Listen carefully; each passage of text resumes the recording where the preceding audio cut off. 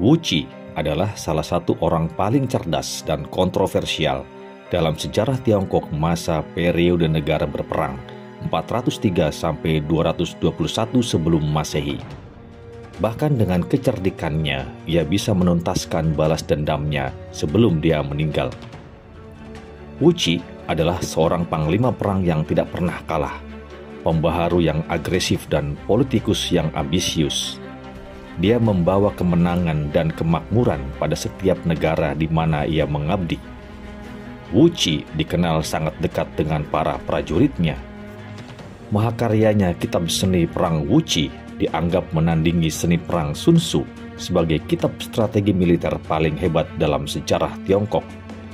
Namun sisi gelap Wu Qi adalah perilakunya yang dianggap tidak berbakti kepada ibunya dan rela melakukan apa saja demi ambisi politik.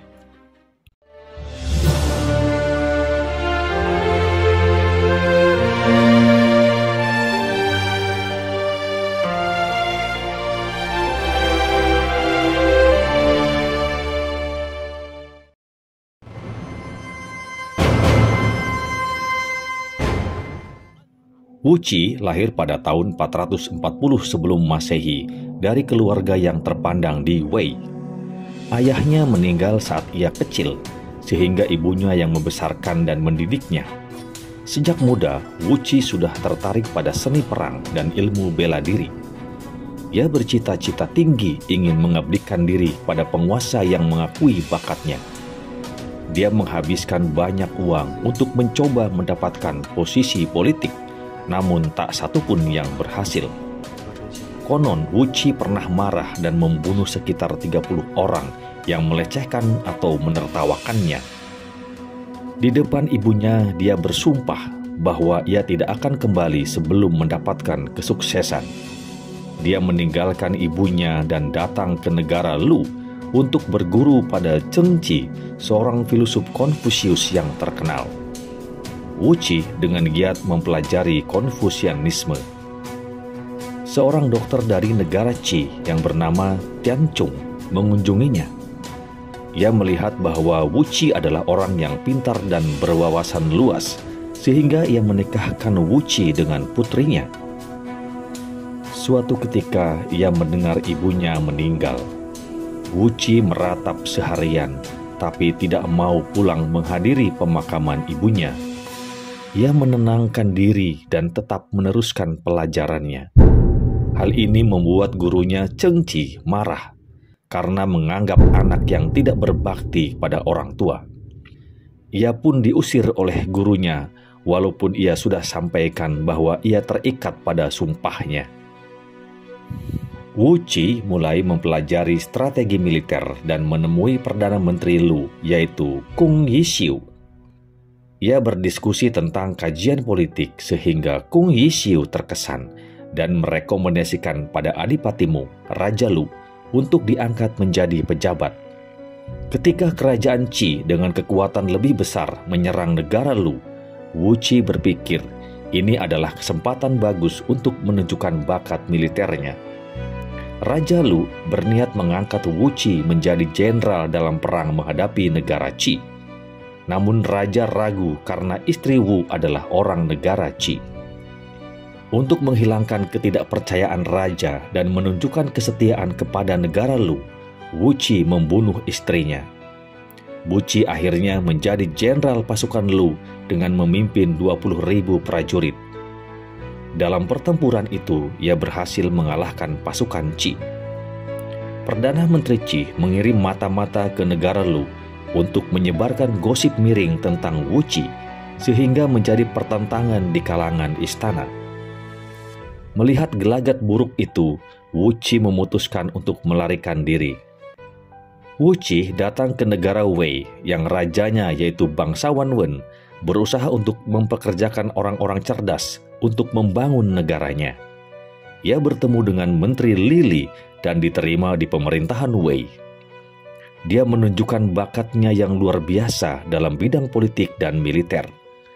Hal itu membuat Raja Wei terkesan dan menunjuk Wu Qi untuk memimpin pasukan Wei. Dalam pertempuran, pasukan Wuqi berhasil mengalahkan pasukan negara Qin beberapa kali. Ia diangkat sebagai Jenderal Pelindung Wilayah Sungai Barat, sebuah daerah strategis perbatasan Wei dengan negara Han dan Qin. Mula-mula ia memajukan pertanian agar daerah itu mampu memenuhi sendiri kebutuhan pangan pasukannya. Wuqi menerapkan reformasi dalam perekrutan dan pelatihan militer, serta membangun pasukan khusus yang kuat dan terdiri dari prajurit profesional. Dalam kondisi seperti itu, Qin tidak berani menyerbu Sungai Barat selama bertahun-tahun.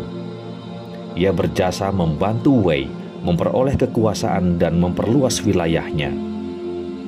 Dalam 76 pertempuran yang ia ikutin, 64 kali menang dan sisanya seimbang tanpa pernah kalah. Jenderal Wuqi terkenal rendah hati dan bijaksana. Dia menyantap makanan biasa dan beristirahat di lapangan dengan para prajuritnya. Dia selalu merawat mereka dan tidak pernah memperlakukan dirinya secara berbeda. Ketika malam, ia tidur bersama mereka di lantai, kadang tanpa tikar. Dalam perjalanan, ia tidak menunggang kuda, tetapi berjalan bersama prajuritnya sambil memanggul perbekalan. Beberapa tahun kemudian, Raja Wei meninggal dan digantikan oleh anaknya, bangsawan Wu dari Wei. Karena hasutan pejabat yang iri dan lawan politiknya, raja baru yang masih muda mulai mencurigai kesetiaan Wu. Bangsawan Wu dari negara Wei mencabut jabatan Jenderal Pelindung Sungai Barat dan menariknya ke ibu kota. Karena Wuqi dikucilkan dan diabaikan sang raja baru itu, ia terpaksa melarikan diri lagi. Sepeninggalnya, Sungai Barat diserbu dan dikuasai pasukan Qin. Wuqi datang ke negara Chu yang selama ini terus kalah dalam peperangan akibat penguasanya lemah dan banyak korupsi. Dia mendapatkan kehormatan dan dukungan penuh dari pemimpin ambisius, yaitu Raja Tao dari Chu.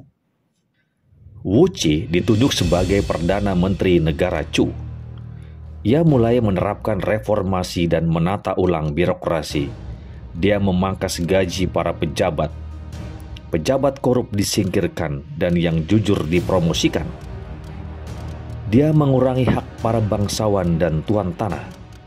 Tindakannya tidak disukai para bangsawan, tetapi mendapatkan dukungan penuh Raja Tao, sehingga semuanya harus patuh. Mereka yang tidak taat dikirim ke daerah terpencil untuk membuka lahan baru. Sektor publik dirampingkan dan segala jabatan yang tidak perlu dihapus. Reformasi negara Chu ini mencapai sukses besar dan membuat negara Chu menjadi kuat dan kaya. Sejumlah pemuda gagah menempati jabatan penting dalam militer. Wuqi memimpin pasukan khusus yang dia latih dan menyerang negara-negara terdekat. Dia terus meraih kemenangan dan memperluas wilayah Chu. Dalam waktu 6 tahun, Wuqi membuat Chu dari negara yang lemah menjadi negara terkuat dan terbesar di Cina saat itu. Tahun 381 sebelum Masehi, ketika Raja Tao dari Chu meninggal, Wuqi pulang ke ibu kota untuk menghadiri pemakaman. Banyak bangsawan yang mengambil kesempatan untuk menyerang dan menghabisinya saat dia tidak bersama pasukannya. Wuqi melawan dengan berani. Ia berlari ke tempat jenazah raja yang disemayamkan dan melompat di atasnya. Wuqi dihujani anak panah beberapa kali hingga tewas, dan sebagian anak panah tersebut mengenai jenazah sang raja. Hal ini dianggap sebuah kesalahan yang sangat fatal.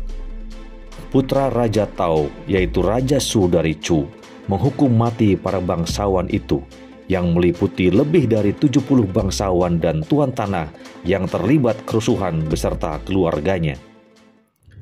Wuqi dengan lihai meminjam tangan Raja Su untuk membalaskan dendamnya. Sejumlah besar bangsawan terkubur bersama Wuqi.